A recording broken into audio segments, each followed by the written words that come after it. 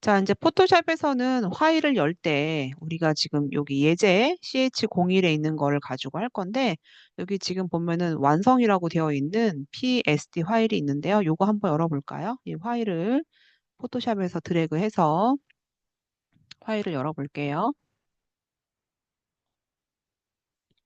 자, 여기 지금 보니까 어떤 파일을 열었더니 이 파일이 여기 보면 이렇게 탭처럼 붙어 있는데요. 작업을 할 때는 여기 탭처럼 붙어 있는 거를 클릭해서 밑으로 좀 내려놓으세요. 자, 이 파일을 보니까 이제 레이어라고 되어 있는 게 있는데 여러분들은 지금 이 레이어 환경이 저랑 좀 다를 수 있거든요. 위에 메뉴를 좀 볼게요. 자, 위에 메뉴의 창을 보면 작업 영역에서 보면요. 어, 제가 이거는 제가 다루는 저의 제 스타일로 지금 이제 레이어들을 정리해 놓은 거고요. 여러분들은 아마도 이렇게 되어 있을 것 같아요.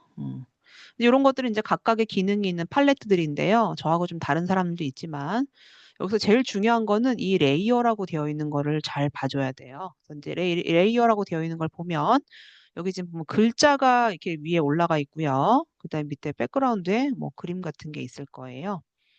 근데 이제 이렇게 무언가 작업을 해서 원본 파일이 있고 그다음에 이제 우리가 그냥 시안용으로 볼 수 있는 이러한 JPG 파일들이 있어요. 그래서 이런 원본 파일들은요. 포토샵이라는 프로그램이 있어야지만 이 원본을 관리하고 볼 수가 있고 또 이제 편집할 수가 있죠. 그래서 우리는 주로 대부분 이 레이어가 살아있는 작업들을 할 거고요. 그다음에 이제 시안용으로 저장하는 거는 사본 저장해서 저장을 다 JPG로 작업을 해줄 거예요. 그래서 요거는 뭐 하트를 만들고 글자를 쓰고 하는 것들이 있는데 어차피 이제 이런 거 차차 할 거니까 요건 넘어가고요. 저장하지 않고 넘어갈게요. 지금 여기 나와 있는 것들은 저번 학기에 이제 기말 때 했던 것들이고, 뭐 이러이러한 것들을 진행해서 이제 맨 마지막에는 이렇게 모아서 제출했던 것들이거든요. 그래서 작업했던 것들이 이렇게 나와 있고, 여러분들은 지금 프로그램 설치하고 뭔가 작업한 게 없으면 여기에 지금 뭐 로드되는 게 없을 거예요. 자, 이제 그러면 1-6번부터 한번 보도록 할게요. 자, 1-6번을 파일을 가지고 올 거고요. 자, 파일을 드래그해서 지금 좀 시간이 걸리긴 하는데, 자, 이제 이 파일이 나왔어요. 그러면 아까도 얘기했듯이 파일은 이렇게 자석처럼 보면은 이렇게 탁탁 붙어 있어요. 요 상단 부분에.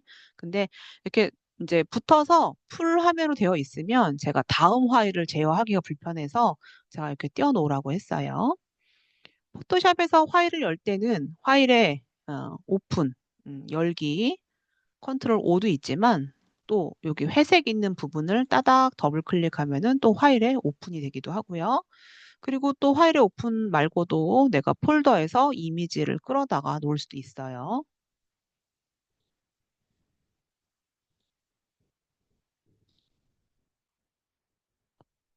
지금 늦게 들어온 학생 없죠? 접속을 다시 한 건가? 자, 일단 지금 제가 파일을 하나 열었는데 이 파일을 자, 여기 지금 어떤 게 있냐면요. 포토샵에서 보여지는 이미지 같은 경우는 여기 사진으로 보여지지만 이걸 아주 크게 확대를 해보면은 이렇게 네모난 사각형의 모음이에요. 이게 뭐냐면 이 네모난 사각형이 하나하나의 픽셀이에요, 픽셀. 픽셀은 뭐냐면은 이미지를 구성하는 최소한의 단위를 이 픽셀이라고 얘기하고요. 이 픽셀이 모아진 게 이미지, 즉 비트맵 이미지라고도 하고 또 그런 방식을 레스터 방식이라고 하는데요. 포토샵은 단점이 자, 지금은 사진처럼 보여지지만요. 돋보기 툴로 클릭을 해서 내가 이 파일을 클릭할 때마다 확대가 돼요. 그리고 확대가 되는 비율은 여기 지금 상단 부분에 배율이 보여지는데요. 확대를 최대한 계속 크게 해주면은 이 이미지는 이렇게 사각형 다 모여져 있는 다 하나의 픽셀인데 이 픽셀의 모음이에요. 그리고 이제 저기 지금 보여지는 이 배율은 여러분들 버전마다 다르겠지만 지금 여러분들은 최대로 확대하면 몇 프로까지 보여지죠? 몇 프로까지 보여지나요? 여러분, 최대 확대해주면은 대답해도 되고, 채팅방에 써줘도 되고.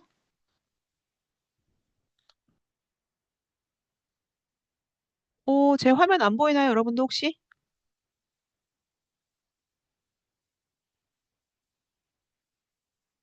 어, 제 화면 보여요, 근데? 보이죠? 네. 네. 자, 지금 저랑 똑같이 12,800%까지 지금 보여지는데요.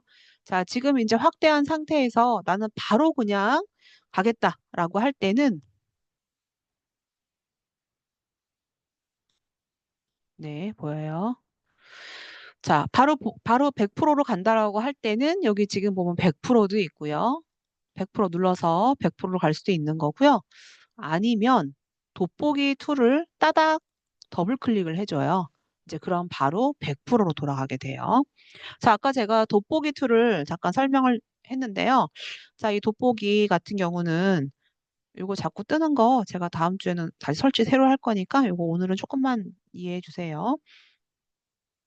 자, 돋보기 툴 같은 경우는 자, 제가 기본적으로는 플러스로 되어 있고요. 그리고 제가 클릭할 때마다 배열별로 커지고 그리고 상단 부분에 마이너스를 클릭했을 때는 클릭할 때마다 이제 축소가 되고요. 그리고 내가 이제 플러스 누른 상태로 부분적으로 이렇게 드래그를 해도 확대가 돼요. 자, 이제 그럼 이 상태에서 이제 앞으로 어떤 거 할 거냐면은 포토샵은 단축키 활용을 되게 많이 해요. 단축키. 단축키가 어떤 게 있냐면은 컨트롤하고 알트하고 시프트. 근데 이제 그 중에 어떤 게 있냐면은 알트를 눌렀을 때는 마이너스로 가게 돼요. 알트. 뭐 어차피 요거는 이제 앞으로 사용을 많이 하는 거니까 여러분들이 음, 외우게 되겠지만 음, 이미지 확대할 때 일단 돋보기 툴에서 Alt를 누르고 그러면은 마이너스 기능이에요.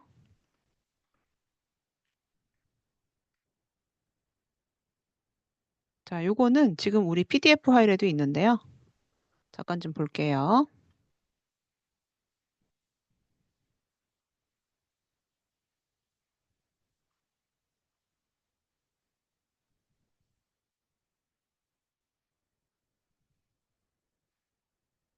요거는 새로운 파일 만들어서 저장하는 게 있었는데 요거는 지금 버전하고 좀 달라서 넘어갈 거고요.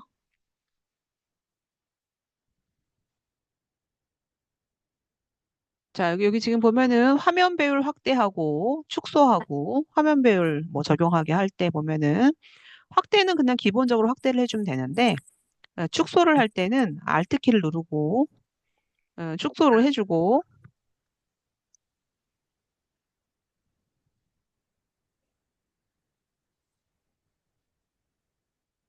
그래서 이 Alt 누르고 하는 것들은 이제 앞으로 계속 활용을 많이 해줄 거예요. 자, 그래서 항상 여러분들이 이제 앞으로 파일 제어를 할 때는 돋보기 툴로 클릭 해주고요. 그다음 내가 이렇게 세부적으로 이동할 때는 여기 지금 보면 핸드 툴이라는 게 있는데 이 핸드 툴은 스페이스 바 눌렀을 때, 스페이스 바를 눌렀을 때 이렇게 핸드 툴로 바뀌어져요.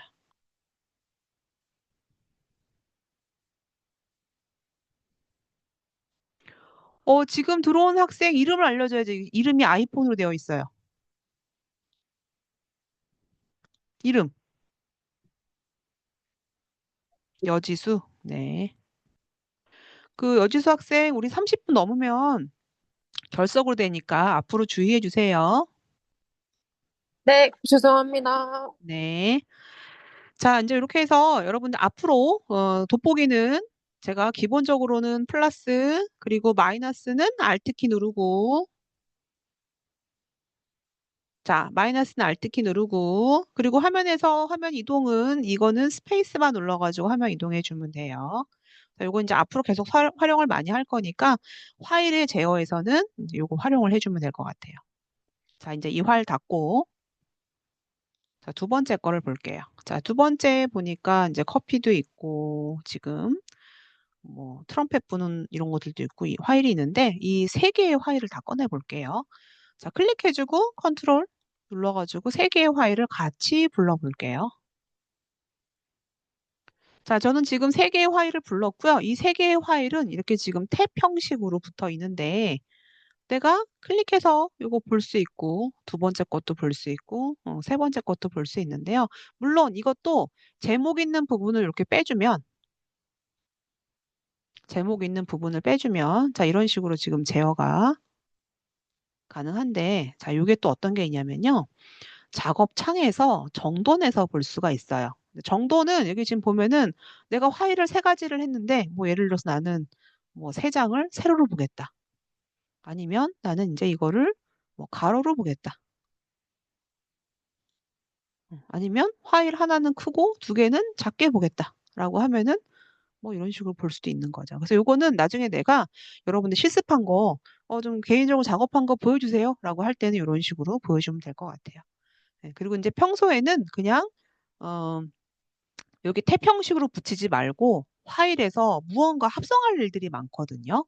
그래야지만 이렇게 세 가지가 이렇게 만약에 파일이 세 개가 있다.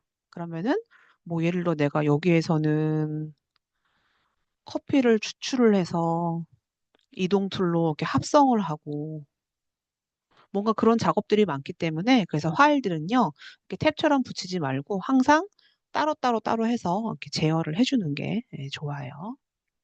자, 이거 넘어가고요. 무언가 진행을 한 것들은 그냥 닫혀지지가 않고 지금 한 것을 저장하겠느냐라고 물어보는데 지금은 아직은 뭐 진도 나간 게 없으니까 그냥 바로 닫아줄게요. 자, 이제 그리고 여기부터 이제 볼게요.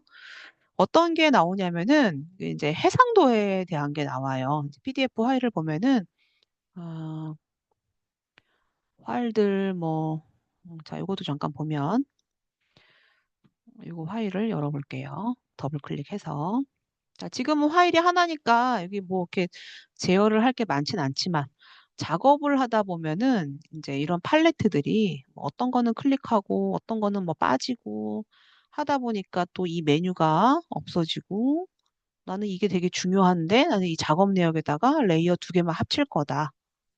그러니까 내가 편한 대로 뭐 할 수가 있는데 하다 보면은 이게 뭐 엉망이 되는 경우가 있어요.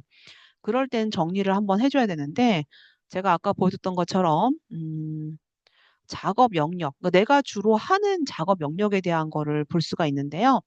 이 작업 영역에 대한 거는 지금 창에서 보면은 어, 항목별로 내가 주로 이 작업을 사진 작업을 할 것인가, 뭐 그래픽 작업을 할 것인가, 뭐 무엇을 칠할 것인가에 따라서 클릭할 수가 있고요. 뭐 예를 들어 나는 지금 사진 위주로 해주겠다.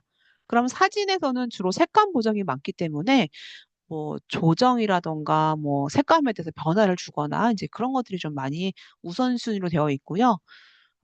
그리고 이제 레이어가 좀 작게 되어 있는데 이런 것들은 내가 하는 거 맞춰서 해주면 될 것 같아요. 일단 저는 그냥 그래픽 웹으로 하거나 아니면 그냥 필수 기본값으로 해서 그냥 기본값의 화면으로 좀 보도록 할게요. 자, 그래서 뭐 작업 환경 변경하고 패널 이동하기 이런 것들은 내가 이제 필요에 따라서 팔레트들을 정리를 해주는 것들에 대한 것들이고요. 특별히 어려운 건 없어요. 그리고 메뉴들끼리 또 합칠 수가 있고요. 예, 그리고 이제 요거는 내가 세 개의 파일을 열어가지고 이미지 창에 대한 이제 배치를 했죠. 자, 여기까지는 대략적인 것들이고요. 자, 이제 이미지 크기하고 캔버스 크기는 중요하니까 잘 보도록 할게요. 자, 이 파일 닫고 자, 여기 지금 보면은 똑같이 레고 이미지가 하나, 둘, 셋, 네 개가 있는데, 요건 이제 완성된 거, 그러면 완성되지 않은 1-8번을 보도록 할게요. 자, 1-8번을 불러와서,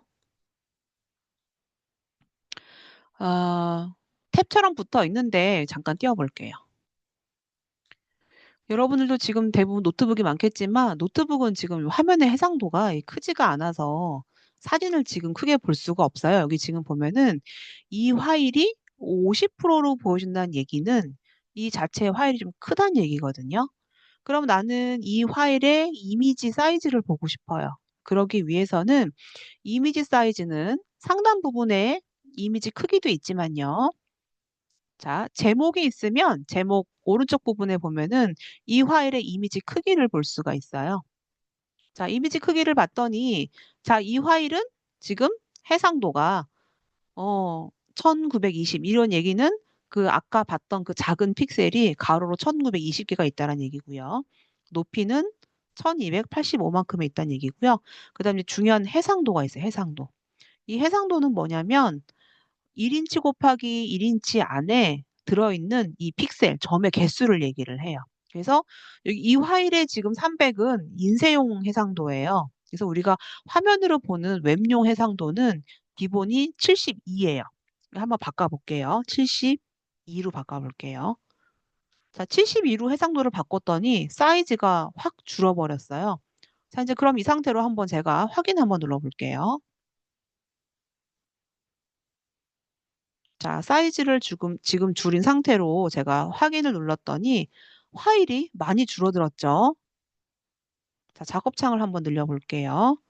아까 봤던 50%가 지금 이렇게 많이 줄어져 있거든요. 자, 돋보기를 따닥 더블 클릭하면 100%로 보여지는데 다시 이미지 사이즈 한번 볼게요. 자, 이미지에 대한 크기를 봤더니 지금 보면은 아까는 이게 300이었는데 지금은 아까 1920에서 사이즈로 봤을 때는 굉장히 많이 줄어 있어요. 나는 지금 이게 너무 줄어서 다시 이미지를 키워야 되겠다. 그래서 나는 해상도를 함부로 300 이렇게 늘렸어요. 그러면 아까처럼 늘어나지만 자, 큰 거를 줄이는 거는 이미지가 깨지지 않는데 작은 거를 내가 함부로 늘린다. 라고 할 때는요. 이미지가 손상이 돼요. 자, 이거 파일을 이렇게 해서 스페이스바 눌러가지고 화면을 이동해서 보면요. 이미지는 이미 손상이 되어 있는 거예요. 자, 그래서 이제 내가 무슨 얘기 해주고 싶냐면요. 여기 나와 있는 것들은요. 이 파일을 지금 줄인 게 여기 완성이고요. 그 다음에 두 가지는 무엇이냐면, 자, 지금 이렇게 그냥 제가 함부로 늘려가지고 이미지 깨진 걸 볼 수가 있고, 하나를 더 볼게요. 자, 1-8-1번 요 네 개 중에서 마지막 거 하나를 좀 볼게요. 자, 이건 지금 아까 이미지를 줄여놓은 거와 똑같은 그 사이즈거든요. 근데 제가 다시 이 파일을 300으로 늘려주고 싶은데 그냥 늘리면 안 되고 깨지니까 내가 이 파일에 리샘플링이라고 해가지고 파일을 늘리긴 늘리되 최대한 이미지를 조금 유지를 하면서 두 번째 보면은 세부 묘사 유지라는 게 있거든요. 그래서 여기 두 번째 있는 세부 묘사 유지로 해상도를 늘렸어요. 이렇게 한번 늘려볼게요. 자, 이렇게 늘렸더니 자, 이 파일하고 그리고 아까 제가 그냥 늘렸던 파일 두 가지를 한번 비교해 볼게요. 자, 두 개를 비교해서 보면요. 이미지를 함부로 그냥 늘린 거는 약간 손상이 있어요.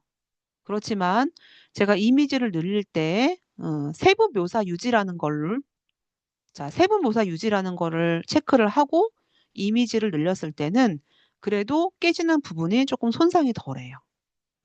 자, 포토샵에서는 이미지를 큰 거를 줄이는 건 상관이 없지만 작은 거를 늘리는 거는 그냥 생각 없이 막 늘려주면 이렇게 이미지가 손상이 돼요. 이미지가 깨져요. 그래서 이미지를 함부로 늘리지 않아야 되는 게 원래 원칙이고요. 어쩔 수 없어서 내가 이미지를 좀 늘려야 된다. 그럴 때는 이미지를 늘리면서 최대한 어, 새롭게 조금 리샘플링을 통해서 최대한 깨지는 걸 좀 보완하면서 늘린다라고 할 때는 꼭 여기에 있는 세부 묘사 유지를 눌러서 어, 늘려야지 조금은 손상이 덜한 그런 기능이 추가가 됐어요. 그렇지만 가장 좋은 거는요, 파일을 늘리지 않도록 해줘야 돼요. 네. 그래서 여기서는 지금 이 네 개의 파일을 가지고 이 파일은 크기를 줄인 게 여기 완성이고요. 자, 여기에서는 이 작은 파일을 늘릴 때 최대한 해상도를 좀 보호해 주면서 늘려주는 게 여기에 있는 완성이에요. 그래서 이제 이미지에 대한 걸 했는데 이미지는 이 화를 닫아볼게요. 이미지는 상단 부분에 이미지 크기에 대한 게 있지만 이 똑같은 기능이 제목 있는 부분에서 오른쪽 버튼 클릭했을 때 이미지 크기로 보완을 할 수가 있고요.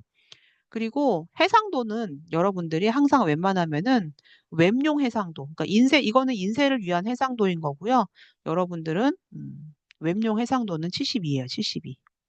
그리고 큰 거를 이렇게 줄이는 건 상관이 없어서 그때는 굳이 이렇게 세우면서 유지 이런 거 할 필요 없이 그냥 가장 기본 아니면 자동으로 해도 상관이 없어요. 큰 거를 줄이는 것. 그렇지만 작은 걸 늘리는 거. 요거로 해상도가 늘어날 수도 있는 거고요. 사이즈가 늘어날 수도 있는 거.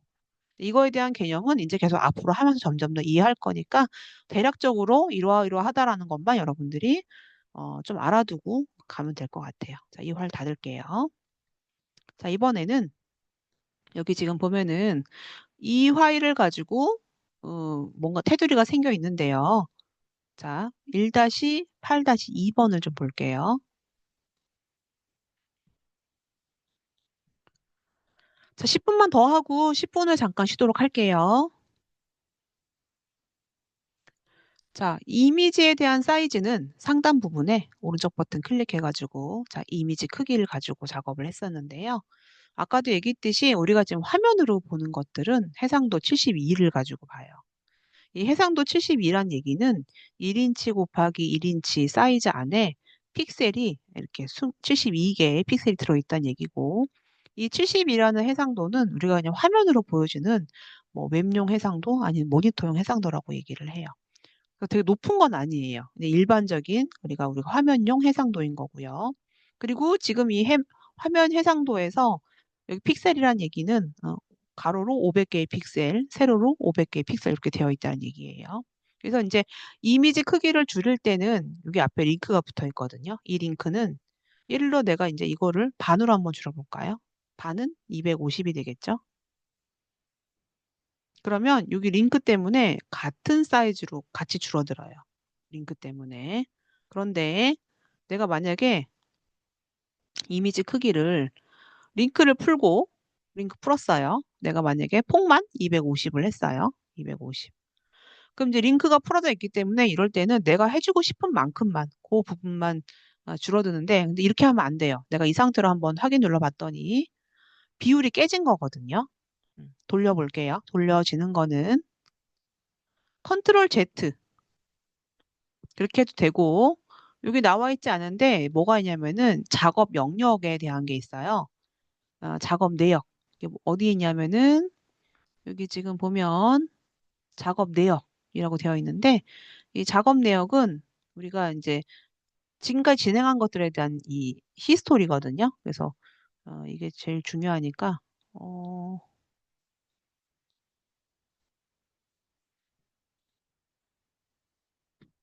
작업 영역 중요하죠.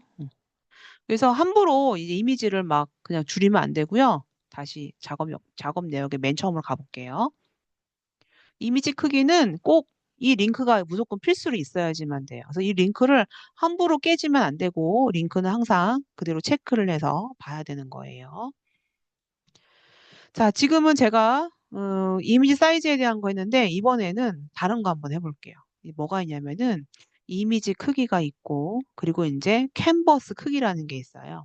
자, 캔버스 크기는 아까 봤던 이 파일의 이미지 자체를 줄여주는 게 아니고 캔버스는 배경에 깔려져 있는 작업 창에 대한 게 이 캔버스예요.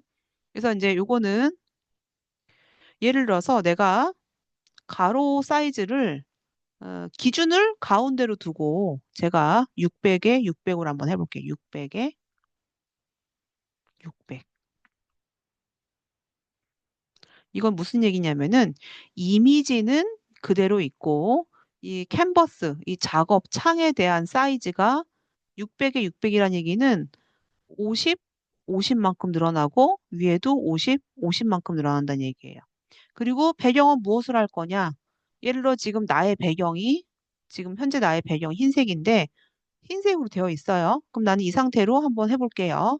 그리고 중심은 지금 이 파일의 가운데를 중심으로. 확인 눌러주면요. 얘 사이즈는 여기는 아까 500에 500이었는데 제가 캔버스를 600으로 했기 때문에 양쪽으로 50, 50만큼 해서 100이 늘어난 거고요. 위에도 50, 50 한 거만큼 늘어났어요. 자, 돌려볼게요. 작업 내역에서. 자, 돌려서 자, 캔버스 크기가 늘어나지 않는 걸 돌려볼게요. 자, 이번에 어떻게 해주고 싶냐면요. 자, 캔버스 크기를 기준점 볼게요. 기준점. 기준점을 자, 얘를 기준으로 가로가 만약에 600이 됐어요. 600. 높이도 600으로 한번 해볼게요. 그 얘기는 뭐냐면 기준점을 가지고 폭을 600이라고 한다면 아까는 가운데였었기 때문에 양쪽으로 50이지만 지금은 기준치가 지금 왼쪽에 있으면은 이게 600이 되면 이만큼 100이 늘어나는 거거든요. 높이도 마찬가지예요. 얘를 기준으로 이만큼 100 늘어나는 거예요. 그다음에 캔버스 확장하는 거는요. 예를 들어 내가 색상으로 해주겠다. 그러면 내가 이 색상 있는 부분을 클릭을 해서 내가 원하는 색을 찍어주는 거예요. 그러면 이 상태로 확인 눌러주면 600이란 사이즈가 지금 내가 지정했던 기준으로 600만큼 늘어난 건데 그러면 여기 지금 보여지는 이 화일처럼 해주고 싶다.